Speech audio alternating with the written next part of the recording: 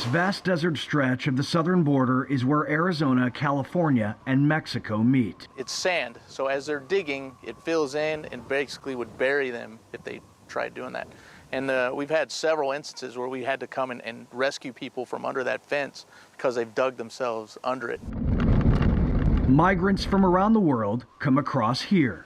Human trafficking and drug smuggling run by a sinister chain of cartels run the operations. You're looking at a $120 billion industry that we're going up against. You know, we're facing a budget of 3 or 4 million, and that's, paying for our gas, it's paying for our vehicles, stuff like that.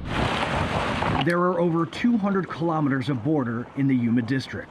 Some areas have remnants of materials used to build the wall, now sitting idle because of a changing federal administration. We've already begun specific actions to both undo the previous administration's policies and to advance a new vision of immigration. We have ended the so-called migrant protection protocols, which sent people back to Mexico to wait, sometimes for years, for a chance to present their asylum claims. The surge of migrants has quickly become one of the most challenging issues for the new administration.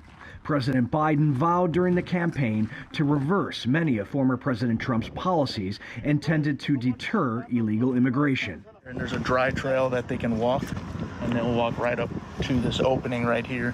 Last year, roughly 7,000 migrants were apprehended crossing the border in the Yuma district. This year alone, over 9,000 people have been taken into custody. For Border Patrol agents on the ground, the surge in people crossing is stressing their resources. The increase is across the board. Single adults, single females, definitely an increase in unaccompanied children, increases of family units, just across the board. In December, we were seeing numbers, anywhere from 10 to 30 a day. Right now, we're seeing numbers 300 to 450 a day. We have the resources, but we're running extremely thin. Would it be at a breaking point? It could be, at any given time. This is a family unit of 9 people. Their passports say Brazil, so they came a long way here to the border.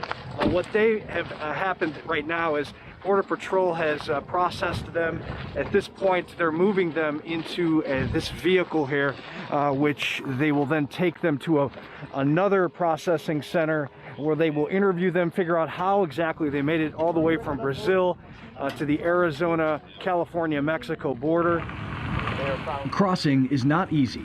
Much of the border is reinforced with large walls and barbed wire, but some spots are open and seem to be a simple path until they are met by the U.S. officials. More than typical, this group was probably recruited and probably didn't have the money to make the trip and sustain. They'll be put in the country somewhere and most probably working for the cartels to work that money off.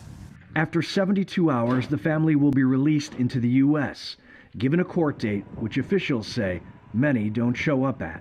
Tracking their whereabouts is near impossible, according to Border Patrol. Yeah, we don't have near the resources to do that now. Shortly after our on-the-ground reporting, many American media organizations are saying that the Biden administration has instructed Border Patrol officials to deny all media requests for ride-alongs with agents. Meanwhile, an influx of migrants continue to cross the over 3,000-kilometer border of the southern United States. In Yuma, Arizona, Robert Ray, TRT World.